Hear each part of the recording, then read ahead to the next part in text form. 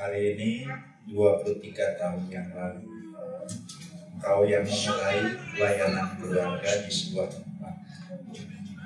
Hari ini 13 tahun yang lalu, engkau juga yang secara organisasi mengadakan perkumpulan keluarga Karis ini. Hari ini kami boleh berulang tahun. Tatkala kami berulang tahun, kami mau mengucap syukur. Tapi pada waktu kami mengucap syukur, kami tidak mengingat karya Tuhan di dalam kehidupan perjalanan pelayanan kami. Oleh sebab itu Tuhan, kami rindu bersama-sama mau menengok sejenak ke belakang apa yang Kau karyakan.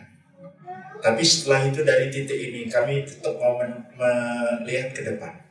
Dan kami mau bersiap-siap ya Tuhan untuk melangkah ke depan. Dan beritahukan kepada kami Tuhan, kalau ada sesuatu yang memang perlu ditangankan dan ditinggalkan di dalam kehidupan ini. Baik secara personal, baik secara komunal, ataupun secara organisasi. Di dalam nama Tuhan Yesus kami berdoa. Amin. Seperti yang tadi saya singgung di dalam doa, kalau kita mau bersyukur, pastikan bersyukur atas karya Tuhan di dalam kehidupan kita. Nah, kalau mau ngomong bersyukur atas karya Tuhan, saya mau memulai dari jauh ke belakang. Sebagian dari kita tahu, tapi sebagian dari kita juga belum tahu. Kalaupun sudah dibagikan buku, mungkin ada di antara kita yang memang tidak sempat membaca bukunya, atau tepatnya bulletinnya begitu ya. Sehingga izinkan saya boleh memulai dari dasar sedikit. Tahun 2001, pelayanan ME itu pertama kali diselenggarakan di Bandung. Kemudian Pendeta Beni yang ngomong kepada saya begini, Nyoman mau nggak ini ME di Bali? Karena saya berteman baik sama beliau dan saya yakin. Terus kemudian beliau ngomong, setelah ngomong begitu, saya langsung katakan, ya mau dong begitu ya. Terus bagaimana caranya? Tenang, pokoknya Nyoman siapkan aja pesertanya di Bali. Nanti saya datang sama rombongan saya begitu ya. Setelah tanya itu, tanya ini begitu ya. Intinya sudah pokoknya bagian Nyoman di Bali. Nah tahun 2001 itu ada ME di Bali. Kemudian tahun 2002 Pendeta Beni mau berangkat ke Amerika dan dia bilang begini, Nyoman, saya mau pergi beberapa tahun. Nyoman bisa nggak tolong bantu terusin ME ini? Terus saya langsung bilang begini, siapa saya? Menggantikan Beni, karena saya kenal siapa Beni itu gitu ya, kapasitasnya tuh siapa saya bisa menggantikan Beni gitu ya. Lagi pula saya punya latar belakang keluarga dalam arti keluarga besar begitu ya, nggak dapat pendidikan yang bagus secara keluarga, terus mau ngajari orang itu betul. Sampai 3 kali Pendeta Beni ngomong sama saya, dan dia punya format kalimat yang bagus sekali. Sebelum dia meminta saya untuk menggantikan dia yang ketiga kalinya, dia ngomong begini, Nyoman mau gak disempurnakan? Ya mau lah. Kalau Nyoman mau disempurnakan, Nyoman layak untuk pelayanan ME ini. Karena melalui pelayanan ME ini, Nyoman bisa disempurnakan. Bukan Tuhan tak butuh orang sempurna, tapi butuh orang yang mau disempurnakan. Kalau Nyoman mau disempurnakan, ayo tolongin, begitu ya. Karena saya mau pergi, gitu ya. Intinya tahun 2002-2003 itu ME itu terselenggara di Bandung dan juga yang di Bali. Nah pada tahun 2003 ada 3 pasang maksudnya dari Surabaya yang ikut ME yang di Bali. Saya ingat itu Pak Thomas sama Ci Yuli, Ridwan sama Eni. Terus satunya lagi itu Ko Henry sama Kiok. Setelah mereka ikut, mereka langsung bilang, Pak Nyoman, ayolah kita bikin di Surabaya gitu ya. Saya bilang, oke, tapi tolong siapkan di situ. Nah pada waktu mau bikin di Surabaya, teman yang dari Bandung yang tadinya mensupport, dia bilang begini, Menwi, dia panggil saya langsung nama saya gitu ya, Menwi, kami dari Bandung siap untuk membantu, tapi dengan catatan 1 kali saja. Setelah itu kami nggak mau bikin sendiri. Wah, saya langsung ya udahlah, kesusahan sehari cukup sehari, ditolong 1 kali ya sudah begitu ya. Akhirnya bulan September tahun 2003 itu menyelenggarakan yang pertama di Hotel Sativa yang sekarang hotelnya sudah nggak jalan lagi gitu ya. ME-nya tetap jalan tapi hotelnya nggak jalan. Nah, sejak saat itu terus jalan ya, tiap tahun begitu. Jadi pelayanan Karis itu sebenarnya sudah dimulai dari tahun 2003. Sehingga kalau mau dihitung sampai sekarang udah 20 tahun. Gitu. Nah, pada tahun 2010 itu mulai pelayanan atas nama Perkumpulan Keluarga Karis. Makanya kalau hari ini ulang tahun yang ke-13 karena dimulai dari Perkumpulan Keluarga Karis. Kalau pelayanannya sudah 20 tahun yang lalu. Secara organisasi sebenarnya sebelum itu, tetapi Perkumpulan Karisnya itu dari sebelum 13 tahun yang lalu. Nah, dalam perjalanan Tuhan boleh menolong sehingga ME itu bukan hanya program tunggal, tapi Tuhan mempercayakan pelayanan-pelayanan yang lain seperti yang kita ketahui sekarang. Ada SGC, ada BMC, ada ME, ada GC, ada Godly Family, ada pelayanan konseling dan yang lain-lain. Padahal tadi hanya 1, tapi sekarang begitu banyak. Siapa yang mengkaryakan semuanya ini? Jawabannya Tuhan yang mempercayakan. Itu sebabnya hari ini kita mau bersyukur. Oke, sekarang kita berada di titik ini. Kita berulang tahun yang ke-13. Kedepannya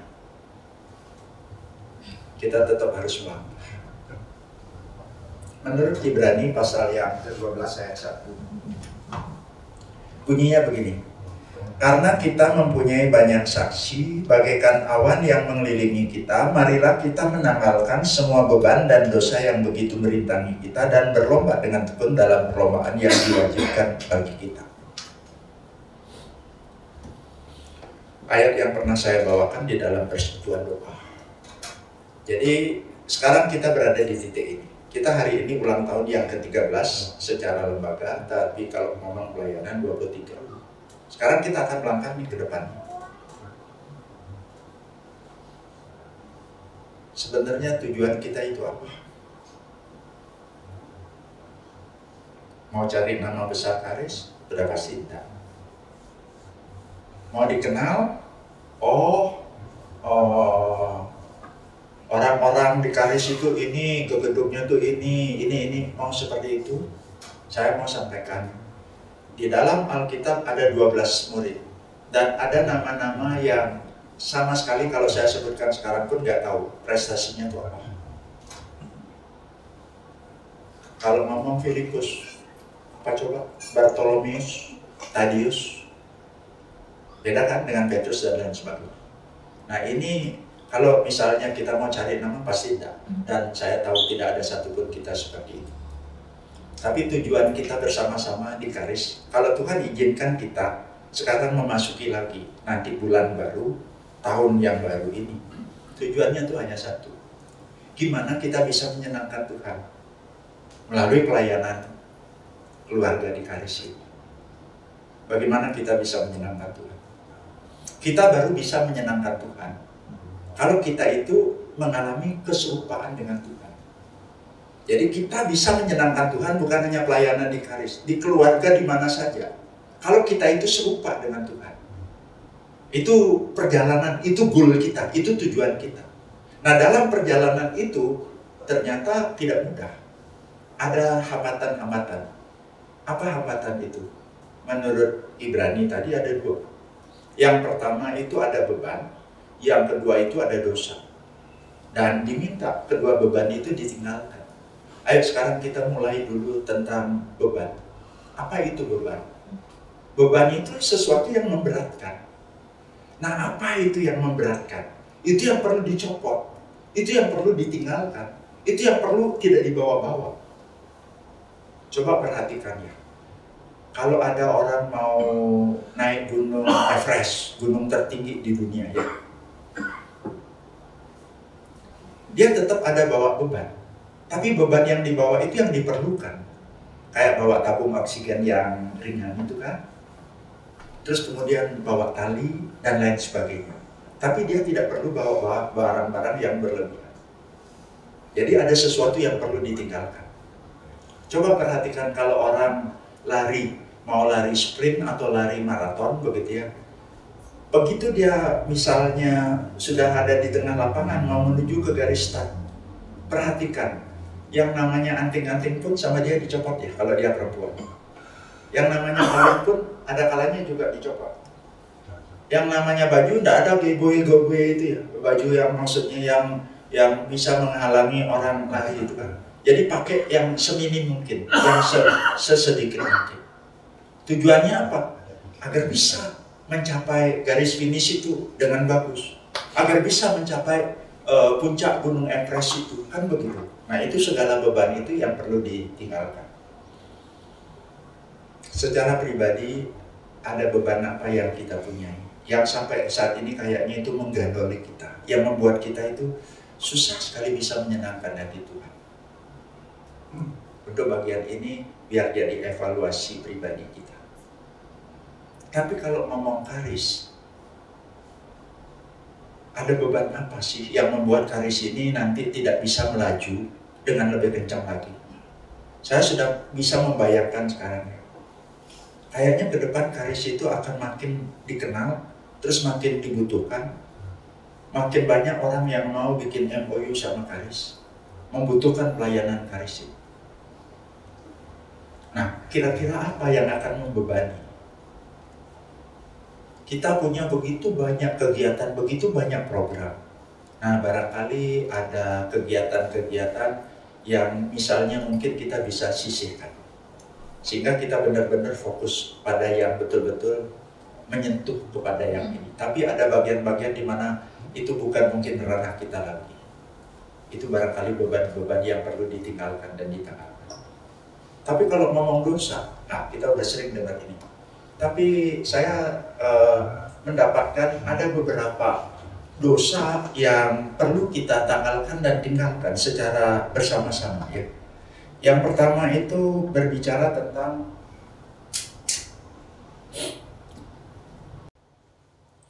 prioritas yang terbalik. Maksudnya ada dosa prioritas yang terbalik. Di dalam hidup ini kan ada yang terpenting, ada yang penting, ada yang kurang penting. Nah, apakah ada di dalam kehidupan pribadi kita atau bersama-sama secara komunal kita melakukan pembalikan ini? Mungkin yang kurang penting kita taruh di tengah, yang penting kita malah taruh paling atas. Yang terpenting nggak tahu di mana. Kalau sampai misalnya ada seperti itu, ini akan menghasilkan kejengkelan dan ini akan menghasilkan sungut-sungut. Contoh, di dalam Lukas pasal 10 ayat 40. Kenapa Marta ditegur oleh Yesus? Marta, Marta. Kenapa dia ditegur? Apa dia nggak pelayanan? Pelayanan? Wong dia yang nyiapin makan kok buat Yesus. Tapi kenapa Yesus tegur? Karena Marta membalikkan prioritas. Prioritas yang utama itu sebenarnya duduk di kaki Tuhan, dengar Tuhan mau ngomong apa. Karena tidak lama lagi waktunya Tuhan. Dan itu yang dilakukan oleh Maria. Tapi Marta tidak duduk, dia heboh, dia sibuk. Jadi bukan karena tidak pelayanan, hanya salah meletakkan prioritas. Gara-gara begitu terus Marta itu merasa, aku capek kerja, kamu itu diem kepada Maria, kan begitu. Sampai akhirnya dia protes sama Yesus. Kenapa nggak ditegur? Saya capek kerja, kenapa ini saudara saya nggak ditegur? Terus Yesus negur dia, Marta, Marta, aku nggak minta kok kamu sibuk seperti itu. Yang perlu itu apa? Duduk di kakiku, ngerti aku mau ngomong apa. Dan akhirnya Maria betul-betul punya prioritas yang tepat, dengar. Itu sebabnya pada waktu Yesus memerlukan pengurapan, dia memberikan lebih dari apa yang diberikan oleh Marta. Marta hanya kasih untuk makan 1 kali, setelah itu besok dibuang. Tapi Maria kalau mau diomongkan ya, untuk bisa beli minyak yang dipakai Nabi Yesus, itu dia perlu waktu kurang lebih 1,5 tahun. Kumpulin duit itu untuk bisa beli minyak itu. Satu kali dia melakukan satu tindakan, itu berlaku kekal. Nah, ayo, kalau ngomong dosa yang ditinggalkan itu, ada nggak prioritas yang terbalik secara pribadi maupun juga secara bersama-sama? Yang tidak penting kita pentingkan, yang terpenting malah kita geser. Kalau ada seperti itu, ayo kita bereskan. Yang kedua, dosa apa yang perlu ditinggalkan? Yang kedua itu hal-hal yang merintangi relasi, baik itu antipati, gosip, pengakuan, berbeda pandangan, dan lain sebagainya. Jadi ada hal-hal yang merintangi relasi kita dengan sesama. Nah, apa itu? Saya tidak tahu apakah ada antipati, apakah ada kebiasaan menceritakan kekurangan teman, atau misalnya ada karena perbedaan sudut pandang lalu timbul satu permasalahan. Nah, yang itu harus dibuat, ditanggalkan dan ditinggalkan. Karis itu tidak mulus jalannya. Tadi saya sudah bilang setiap event itu ada pergumulannya, ada kesusahannya. Tapi Tuhan izinkan. Makanya kalau ada orang yang bilang sama saya, Pak Nyoman tak doain biar lancar MA-nya, biar lancar PMC-nya. Saya langsung bilang begini, terima kasih. Tapi yang perlu didoakan bukan biar lancar. Kalau ada masalah, yang paling penting Tuhan kasih jalan keluar. Karena melalui itu kami baru bisa bertumbuh. Kalau lancar-lancar jalannya nanti nggak bertumbuh kok, nggak merasa perlu bergantung sama Tuhan. Itu. Jadi bukan shock, tapi betul-betul karena apa? Nyadar setiap kali ada penyelenggaraan pasti ada masalah. Ngapain minta lancar? Kalau lancar itu membuat jadi nggak merasa perlu sama Tuhan. Mending diizinkan ada masalah, asal melalui masalah itu terus kita jadi ingat sama Tuhan. Yang terbaru PMC yang barusan itu. Siapa yang menyangka kalau Roni itu tidak bisa sharing, padahal dia harus sharing 2. Dan itu baru diputuskan malam itu untuk besok. Siapa yang menggantikan besok? Cari, nggak ada. Tapi Tuhan kasih jalan keluar, ya. Ada rekaman yang bisa diputar dan ada orang yang bawa laptop yang ada rekamannya. Tuh gitu, kan itu punya pengalaman enak berjalan bersama-sama dengan Tuhan. Satu dosa lagi, penyesatan. Matius 18 ayat yang ke-16 itu bilangnya begini. Kalau ada orang yang menyesatkan anak kecil yang sudah percaya kepada Yesus, nah orang itu bagusnya digantungin batu kilangan lalu ditenggelamkan, gitu ya. Ini maksudnya penyesatan ini apa?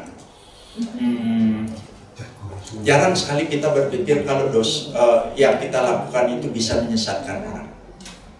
Diamnya kita bisa menyesatkan orang. Kadang-kadang omongan kita yang membelokkan orang juga bisa. Misalnya ada sesuatu, tapi kita diam aja. Itu membuat orang lain akhirnya bisa tersesat. Dan dosa itu ada pada diri saya. Kalau ada apa-apa saya biasanya jarang ngomong begitu ya. Saya memang nangis, doain di hadapan Tuhan. Tapi saya lebih memilih untuk diam dulu. Padahal setelah diam itu, apa keadaan jadi lebih baik? Enggak. Itu dosa saya. Itu pun saya harus bereskan di hadapan Tuhan. Jadi jangan pikir diam itu tidak menyesatkan, diam itu bisa menyesatkan. Tapi ada juga orang yang memang dengan omongan yang nggak sengaja atau apa begitu ya, itu akhirnya membuat orang lain itu dapat info yang nggak seperti itu, dan akhirnya bisa terjadi sesuatu yang tidak enak. Saya pernah satu kali mau ke Bali naik mobil, keluar di Probolinggo, tapi bukan sebelum Probolinggo, setelah Probolinggo. Ternyata ada jembatan yang putus. Setelah begitu keluar dari tol, ada jembatan yang putus. Ada 2 jalan. Ke kiri itu jalan gede begitu ya. Tapi terus kalau ke kanan ya memang jalan kecil, tapi kayaknya udah langsung tembus di luar kota gitu ya. Saya buka kaca, Pak maaf kalau ke Banyuwangi lewat mana gitu ya. Sini gitu ya. Kenapa saya disuruh ke situ? Ya karena dia ngatur, dia dapat duit. Dan setelah itu begitu banyaknya polisi cepat yang ngatur begitu ya. Dan ternyata sampainya lama sekali. Kenapa? Karena itu jalan kecil. Padahal kalau saya belok ke kiri, terus nanti ke kanan lagi, itu jalan gede terus. Nah saya disesatkan begitu ya. Ya itu orang begitu. Tapi saya berharap jangan ada di antara kita seperti saya yang diem kalau ada apa-apa. Ini ngomong kan begitu ya. Atau sebaliknya jangan juga kita mengucapkan kata-kata yang membuat orang lain tersesat, gitu ya. Ya orang lain itu mungkin junior kita atau siapa begitu. Nah jangan sampai seperti itu. Nah mari kita berangkat dari titik ini, melangkah ke depannya, menyenangkan hati Tuhan dengan cara apa? Menanggalkan dan meninggalkan beban dan dosa itu. Nah kenapa harus begitu? Karena sudah ada contoh-contoh. Tadi kan dibilang karena ada saksi iman. Saksi iman seperti awan. Nah saksi iman yang dimaksud itu apa? Seperti awan itu apa? Yang pertama kalau dikaitkan dengan konteks di pasal 11, Ibrani pasal 11 itu contoh-contoh daripada bapak orang beriman.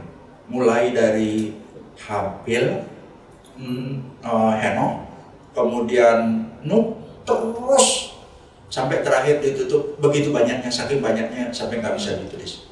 Apakah mereka orang sempurna? Enggak. Nuh aja kok orang yang dibilang takut sama Tuhan. Setelah itu terus dia melakukan incest ya, mabok lagi. Abraham ada bohongnya kan begitu. Tapi walaupun mereka itu jatuh bangun, namun mereka itu mau berpaling lagi kepada Tuhan. Nah pada waktu berpaling kepada Tuhan, mereka disebut sebagai bapak orang beriman. Nah inilah alasan pertama, karena udah ada contoh. Walaupun jatuh bangun, tidak apa-apa. Kita itu bukan manusia yang sempurna, tapi yang paling penting kita betul-betul bisa kembali lagi kepada Tuhan. Itu. Dan yang kedua, karena kita itu sedang dilihat oleh begitu banyak orang. Seperti orang berlari, kita ditonton oleh banyak orang. Mari kita tunjukkan bahwa kita ini adalah anak Tuhan, yang betul-betul mencerminkan, memantulkan cermin Tuhan. Jadi orang lihat kita itu, lihat bahwa ini kita itu anak Tuhan. Nah itu adalah alasannya. Tidak mudah, tapi mari kita ingat kepada Tuhan Yesus. Karena hanya Yesus yang melihat kita, yang sudah menjalani itu semua, yang akan memberikan kepada kita pertolongan yang diperlukan. Mari kita dudukkan kita.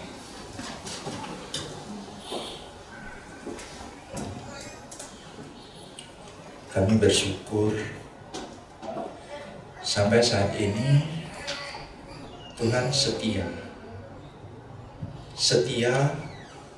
memelihara apa yang Tuhan dirikan, setia mencukupkan apa yang memang diperlukan, setia mengaruniakan karunia-karunia yang dibutuhkan di dalam diri teman-teman dan berbagai macam orang dengan kemampuan-kemampuan khusus dan juga dengan keunikan-keunikan dengan karakter masing-masing.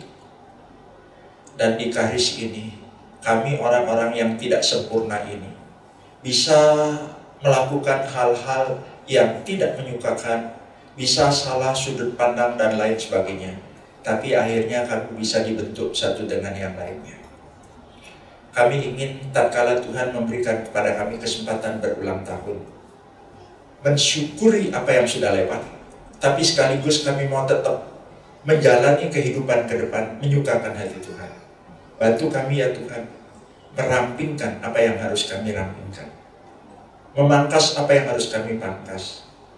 Bantu kami juga meninggalkan yang selama ini kami tidak anggap itu sebagai satu dosa, karena tidak terang-terangan terlihat di dalam Alkitab.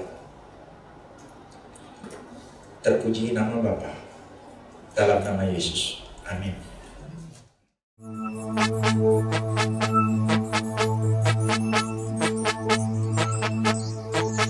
Hari ini hari